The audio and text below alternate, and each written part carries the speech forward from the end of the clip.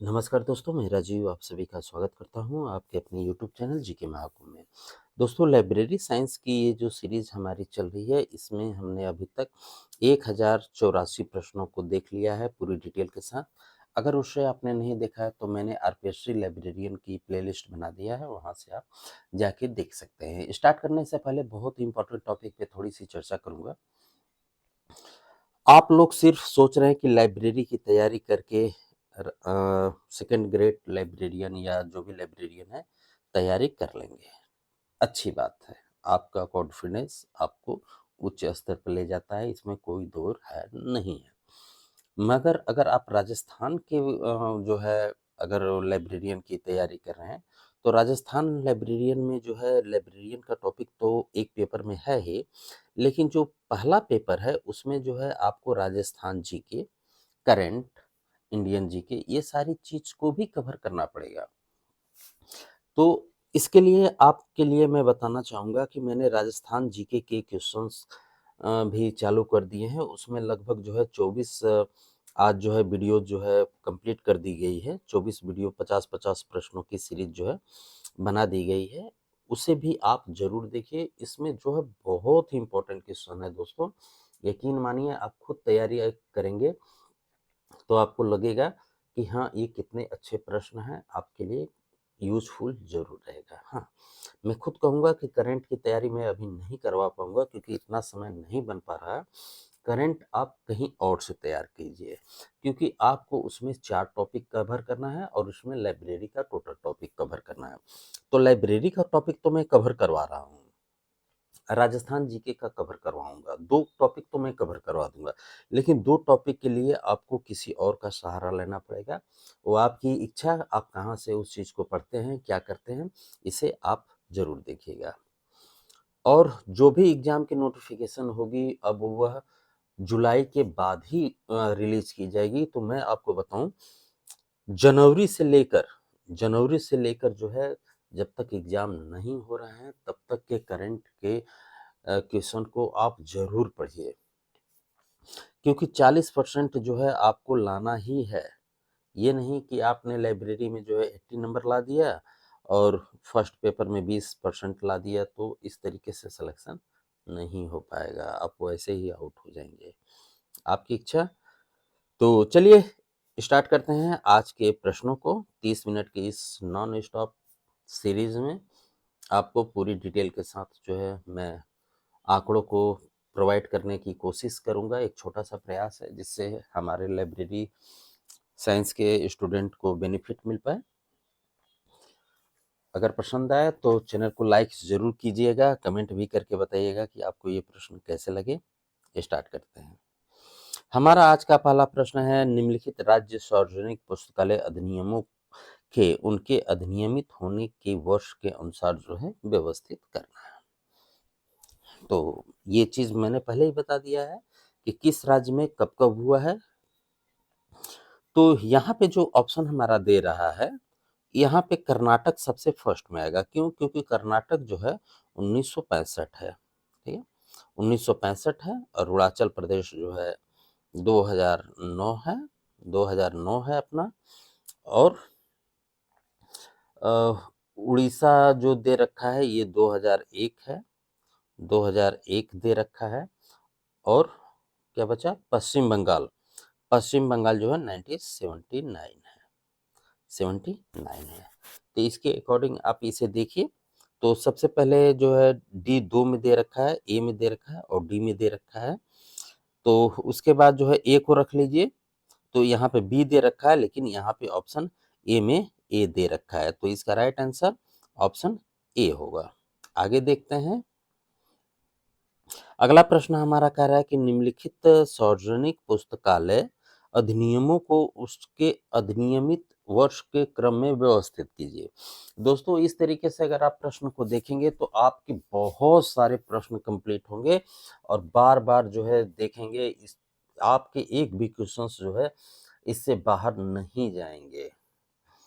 तो इसमें जो कर्नाटका दे रखा है, तो मैंने अभी आपको बताया ही कि कर्नाटका 65 है। कर्नाटका जो है 65 है, सॉरी 65 है। महाराष्ट्र जो है 67 है महाराष्ट्र जो है 67 है। उसके बाद मिजोरम जो है 93 है, मिजोरम जो है 93 है, और हमारा उड़ीसा 2001 है, 2001 है। तो इसके अकॉर्डिंग इसमें देखिए ये दोनों तो नहीं है।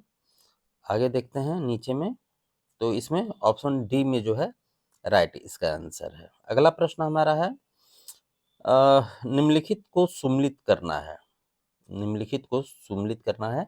सूची 1 से जो है सूची 2 को मिलान करना है कि कब किसकी स्थापना की गई है।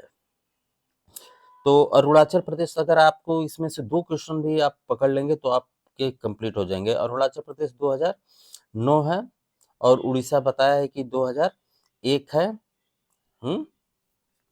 पश्चिम बंगाल जो है 79 है, पश्चिम बंगाल 79 है, और आंध्र प्रदेश 60 है। तो इसके अकॉर्डिंग जो है इसका राइट आंसर ऑप्शन डी है। अगला देखते हैं, अगला को भी जो है सम्मिलित करना है। सूची 1 से जो है सूची 2 को जो है मिलान करना है।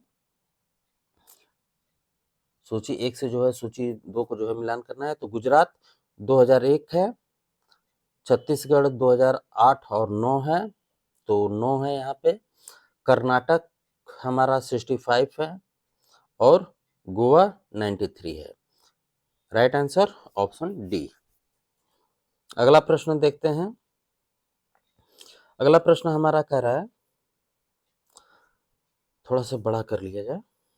अगला प्रश्न हमारा कह रहा है कि निम्नलिखित अध्ययनों में से किस में शोधार्थी को जो है कुछ विशिष्ट उप जनसंख्या के परीक्षण की आवश्यकता होती है क्योंकि वे समय समय पर बदलती है। बताइए, बहुत इंपॉर्टेंट क्वेश्चन है। तो इसका right answer option D, sorry option B है, कोहाटन अध्ययन। कोहाटन अध्ययन क्या है, अब ये थोड़ा सा समझिए। कोहाटन अध्ययन में शोधार्थी यानी जो रिसर्चर होते हैं उसको कुछ विशिष्ट उप जनसंख्या के परीक्षण की आवश्यकता होती है। प्रवृत्ति अध्ययन में एक विशेष प्रकार की जनसंख्या आंकड़ों को जो है श्रेणीगत करके अध्ययन किया जाता है। प्रतिनिध्यात्मक जो है अध्ययन में मेडिकल अनुसंधान और सामाजिक विज्ञान का एक क्रॉस सिलेक्शन स्टडी होता है।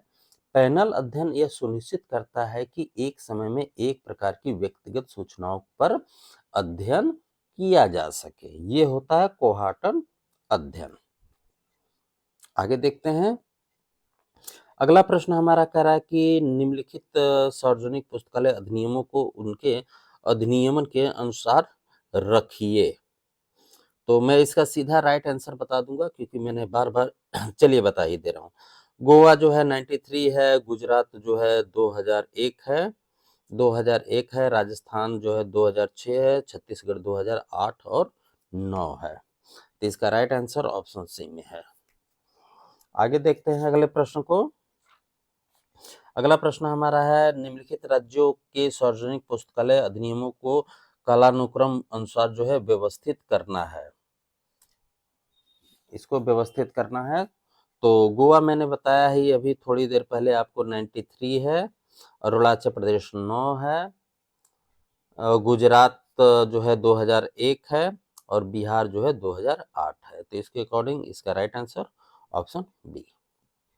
अगला प्रश्न देखते हैं। अगला प्रश्न हमारा कह रहा है कि किस भारतीय राज्य में सार्वजनिक पुस्तकालय अधिनियम में पुस्तकालय उपकर का प्रावधान नहीं है, नहीं बता रहा है। इसमें right answer option A, Maharashtra में नहीं है।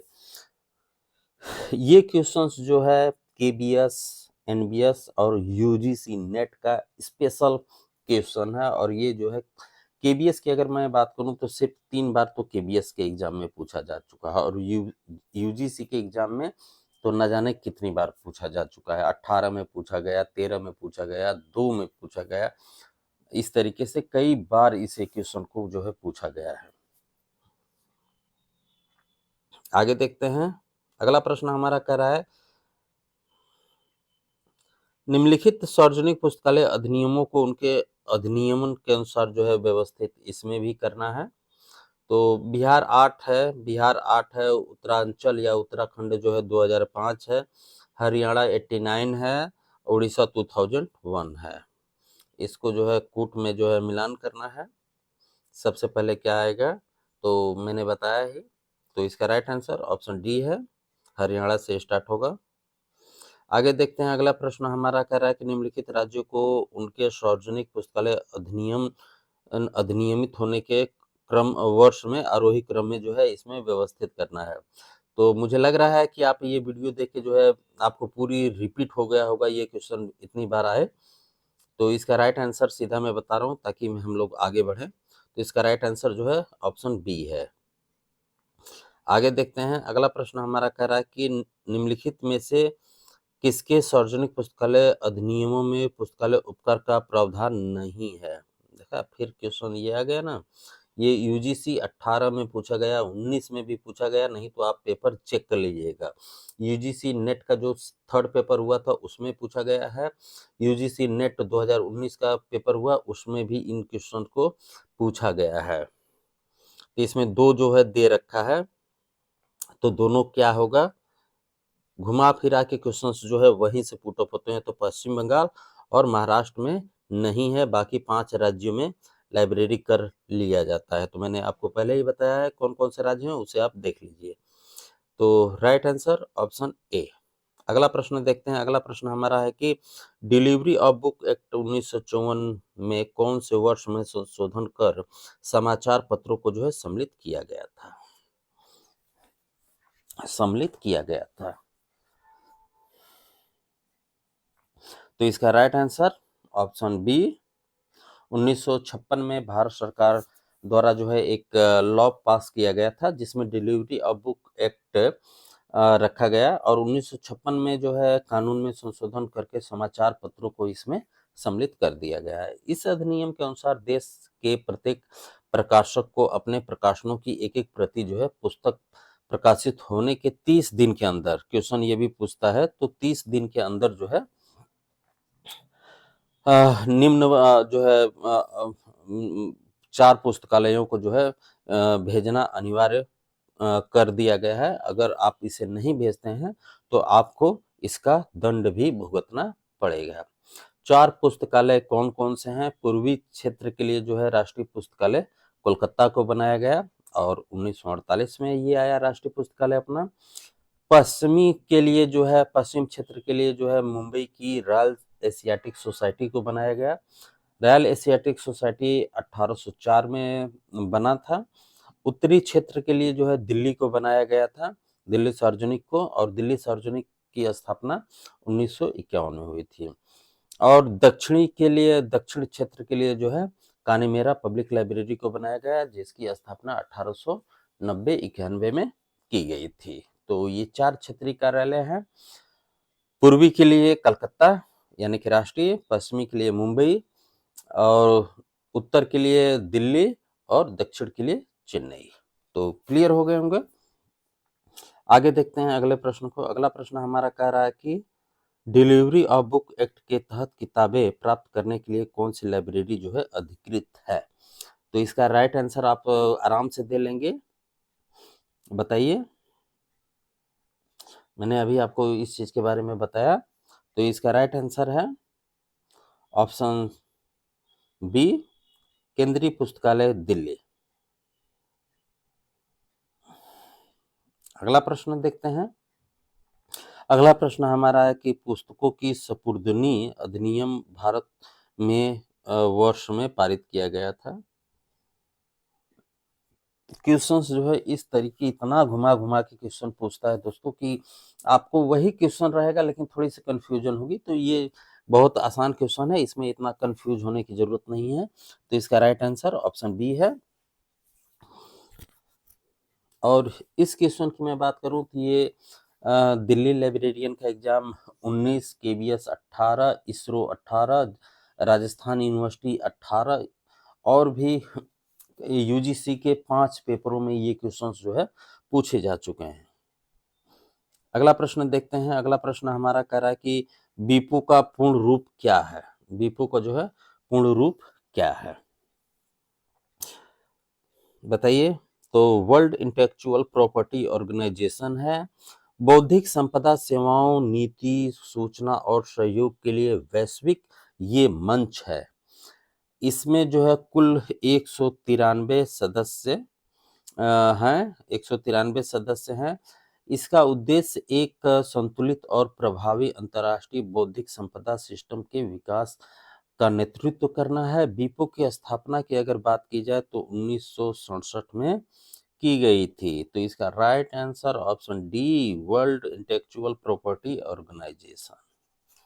अगले प्रश्न को देखते हैं। अगला प्रश्न हमारा है कि WIPO का मार्क केस समझौता क्या है? मार्क केस समझौता क्या है? तो इसका राइट आंसर है ऑप्शन सी, दृष्टिबाधित लोगों को पुस्तकों की सुविधा प्रदान करना।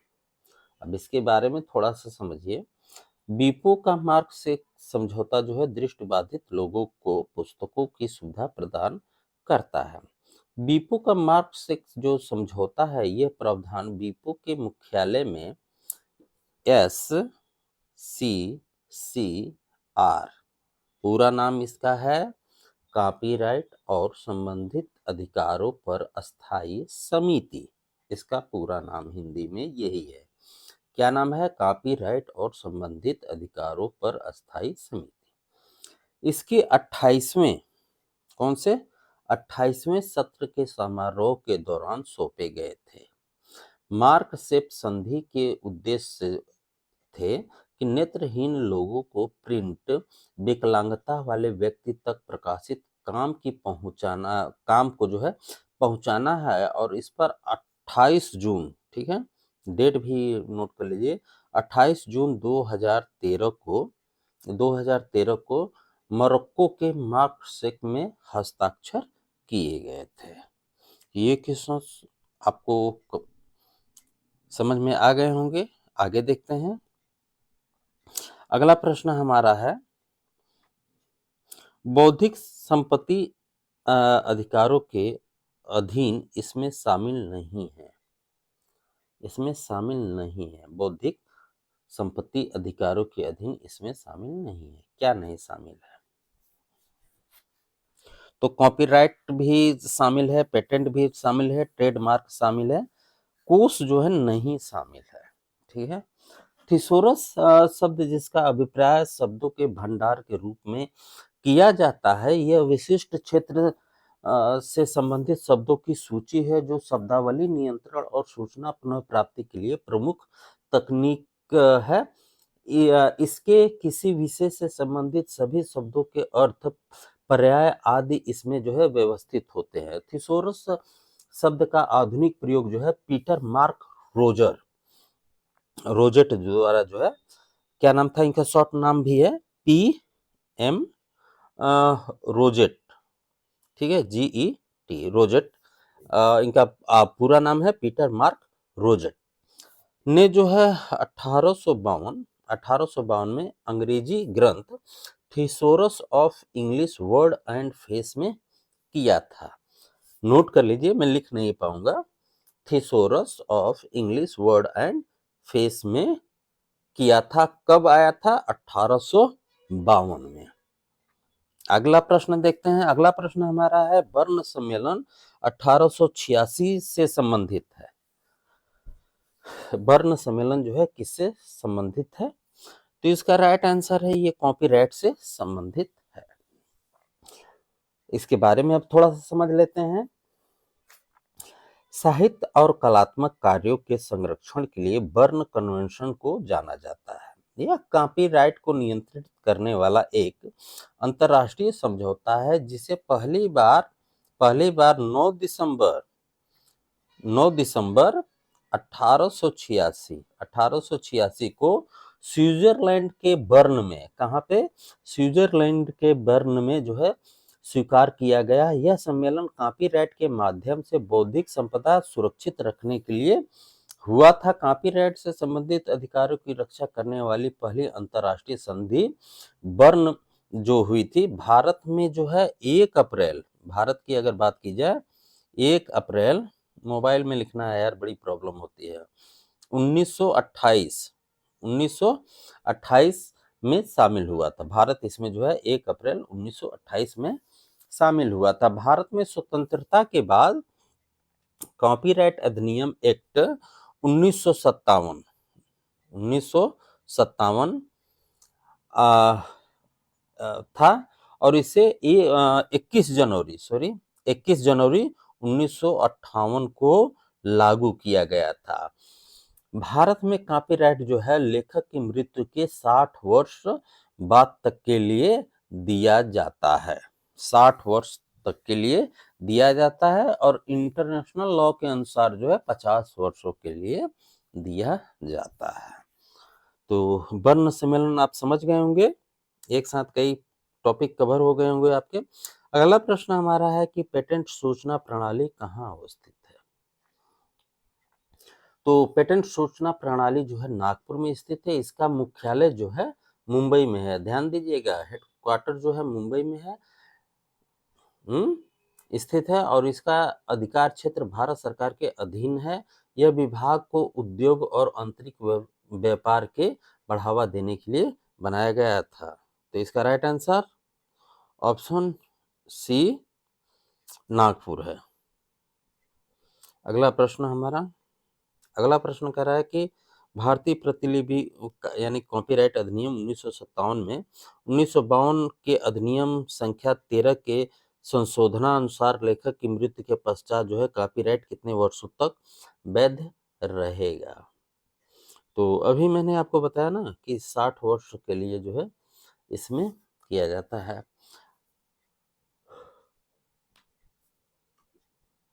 इसके बारे में थोड़ा सा समझिए आप कि कॉपीराइट जो 1958 लागू हुआ था, यह पहले प्रकाशित तस्वीरों के लिए जो है 50 वर्ष था स्टार्ट में, ठीक है। इसमें टोटल 6 बार संशोधन हुआ। कॉपीराइट एक कानूनी शब्द है जिसका प्रयोग जो राइटर होता है, लिखने वाला, साहित्य और कलात्मक कार्यों के अधिकारों के वर्णन के लिए किया गया था, जिसमें पुस्तकों को शामिल किया जाता है, संगीत, पेंटिंग को, मूर्ति कला को और फिल्म से कंप्यूटर प्रोग्राम, डाटाबेस, विज्ञापन, मानचित्र और तकनीकी चित्रों इत्यादि को इसमें शामिल किया जाता है। प्रतिलिपि अधिकार यानी कि कॉपीराइट बौद्धिक संपदा का ही एक भाग है। ठीक है, आगे देखते हैं। अगला प्रश्न हमारा कह रहा है, ये थोड़ा टफ क्वेश्चन हो सकता है लेकिन आप समझेंगे तो बिल्कुल भी टफ नहीं है। अगला प्रश्न है, हाल के समय में डिजिटल प्रलेख की विषय वस्तु की कॉपीराइट और चिपकाना यानी कि कॉपी पेस्ट जो कहते हैं आप लोग, अधिक सरल है, जिसके बारे में लोग स्रोत और श्रेय देने से बचते हैं। डिजिटल प्रलेखों के विशाल संग्रह की एक दूसरे से तुलना में सहायता करते हैं, जिसे साहित्यिक चोरी का पता लगाने में सफलता मिलती है। तर्क दिया जा रहा है, सॉफ्टवेयर सहायक खोज उपकरण जैसे आइथेनेटिक, टर्निटिन आदि अब ऑनलाइन प्रलेखों के विशाल संग्रह की एक दूसरे से तुलना में सहायता करते हैं, जिसे साहित्यिक चोरी का पता लगाने में सफलता मिलती है। ये पढ़ लिया। अब इसका राइट आंसर क्या होगा, अब इसे देखिए। ये जो है दोनों जो ऑप्शन दिए गए हैं ये दोनों सही हैं कॉपीराइट के बारे में। आगे देखते हैं। अगला प्रश्न है, अभिकथन हमारा कह रहा है कि साहित्यिक चोरी दूसरे लेखों की भाषा, चिंतन, विचारों या अभिव्यक्ति का गलत गुण ग्रहण तथा चोरी और प्रकाशन है। तर्क है कि साहित्यिक चोरी स्वतः ही एक अपराध है और उसे प्रतिलिपिधिकार उल्लंघन है, यानी कॉपीराइट का यह उल्लंघन है। तो ये दोनों चीजें जो है सही हैं। ठीक है, तो इसका राइट आंसर तर्क में देख लेते हैं। तो इसका राइट आंसर ऑप्शन डी है, ये दोनों चीजें सही हैं। आगे देखते हैं। अगला प्रश्न हमारा कह रहा है कि किसी विषय को आईपीआर के अधीन अनुरक्षित करने के लिए निम्नलिखित में से मूल शर्त क्या है? मूल शर्त जो है क्या है? तो मूल शर्त जो है कृति मौलिक हो, ये भी है, कृति मानव निर्मित हो और जो है कृति अभिलिखित या सुनिश्चित हो। तो यानी कि 1, 2 और 4 जो है हो। तो इसका राइट आंसर ऑप्शन डी है। आगे देखते हैं। अगला प्रश्न हमारा कह रहा है, इसमें कुछ एक्ट हैं, ये समझिएगा, इसे नोट भी कर लीजिएगा, आगे चल के काम ही आएगा। अगला प्रश्न है, कॉपीराइट अधिनियम 1957 जो भारत का है, कि निम्नलिखित धाराओं को उसके सही क्रम में व्याख्या के साथ सम्मिलित कीजिए। व्याख्या के साथ जो है इसे सम्मिलित करना है। ये पेपर थोड़ा सा आपको हार्ड लगेगा, क्योंकि ये क्वेश्चंस मैंने जो है यूजीसी से उठाए हैं, यूजीसी से उठाए हैं। तो इसके राइट आंसर के मिलान में बात करूं, तो धारा जो 55 दिया गया है, ये प्रतिलिपि अधिकार के उल्लंघन का अपराध है।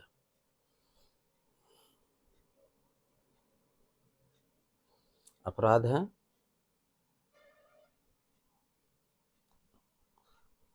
धारा 63 कॉपीराइट के उल्लंघन का अपराध। Sorry sorry sorry sorry sorry sorry sorry दोस्तों, ये धारा 55 जो है, ये यानी कॉपीराइट के उल्लंघन के लिए जो है सिविल उपचार है, और धारा 63 जो है ये कॉपीराइट के उल्लंघन का अपराध है।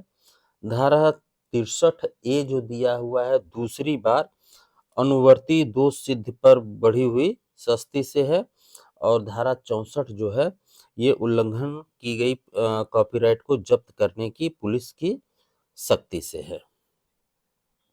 तो इसका मिलान आप जो है कर लीजिएगा। इसका राइट आंसर ऑप्शन बी में है। अगला प्रश्न है, निम्नलिखित बौद्धिक संपदा अधिकारों की संकल्पनाओं को उनकी संगत विशेषताओं के साथ जो है सम्मिलित कीजिए। तो कॉपीराइट जो है ये आर्थिक अधिकार है। कॉपीराइट जो है ये आर्थिक अधिकार है। पेटेंट्स जो है भारत यूं जो रचनाकार है उसके साथ एक समझौता है, और व्यापार यानी कि ट्रेडमार्क जो है ये किसी व्यापार के संचालन में प्रयुक्त सूचना जो संभव आर्थिक उपयोग के लिए अनमोल हो। व्यापार रहस्य और व्यापार चिन्ह जो है वाणिज्यिक स्रोत, संकेत और विशिष्ट चिन्ह से रिलेटिव है। तो इसका राइट आंसर मैं बात करूं तो इसका राइट आंसर ऑप्शन बी से है।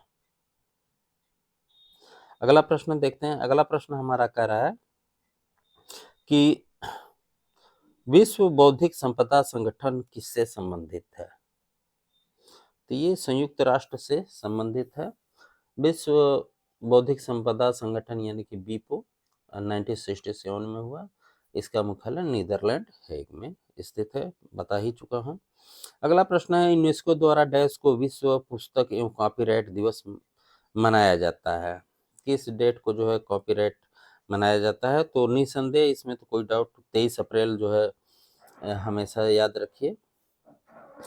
इसके बारे में थोड़ा सा आप समझिएगा कि यूनेस्को द्वारा जो है कॉपीराइट के बारे में, विश्व पुस्तक दिवस, जिसे विश्व पुस्तक और कॉपीराइट दिवस या पुस्तक के अंतर्राष्ट्रीय दिवस के रूप में भी जाना जाता है, संयुक्त राष्ट्र शैक्षणिक, वैज्ञानिक और सांस्कृतिक संगठन यानी कि यूनेस्को की बात कर रहा हूँ, द्वारा जो है पढ़ने, प्रकाशन और कॉपीराइट को बढ़ावा देने के लिए आयोजित एक वार्षिक ये कार्यक्रम है। विश्व पुस्तक दिवस पहली बार जो है 23 अप्रैल 1995 को मनाया गया था, और उस दिन इसे मान्यता प्राप्त हुआ था।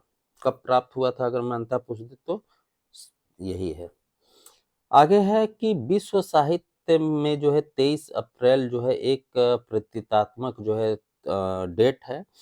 यह वह तारीख है जिस दिन कई प्रमुख लेखक William Shakespeare, milieu S Roberts ने जो है दुनिया को अलविदा कह दिया। शेक्सपियर जो थे इंग्लिश, हमारे यहाँ कालिदास को कहा जाता है, तो अलविदा कह दिया। इसलिए पुस्तकों और उसके लेखक को जो है विश्वव्यापी श्रद्धांजलि अर्पित करने के लिए यूनेस्को ने इस तारीख को चुना था। सोच लीजिए कितना इम्पोर्टेंट टॉपिक आपके लिए है ये, कि अगर कोई पूछ दे कि 23 अप्रैल ही क्यों है, तो इसी दिन हमारे इंग्लिश के जो है विलियम शेक्सपियर और मिगुएल सर्वेंट्स ने जो है दुनिया को अलविदा कह दिया, और यूनेस्को ने उन्हें भावभीनी श्रद्धांजलि अर्पित करने के लिए इसी डेट को चुना, 23 अप्रैल 1995 को। और भारत की अगर बात करूं तो भारत सरकार ने 2001 से इस दिन को विश्व पुस्तक दिवस के रूप में मनाने की घोषणा की। भारत सरकार ने क्या की, सेम डेट यानी कि 23 अप्रैल 2001 से जो है विश्व पुस्तक दिवस मनाने की घोषणा की। तो दोस्तों, समय जो है मैंने आपसे 30 ही मिनट मांगा था, आपने हमें 30 मिनट समय दिया, उसके लिए आपका बहुत बहुत आभार। आपने हमें सुना, तो पसंद आया हो तो चैनल को लाइक सब्सक्राइब जरूर कीजिएगा, और पूरी डिटेल के साथ अच्छे क्वेश्चंस के साथ आपके सामने कल फिर उपस्थित होंगे। तो मिलते हैं अगले वीडियो में, ख्याल रखिए, धन्यवाद।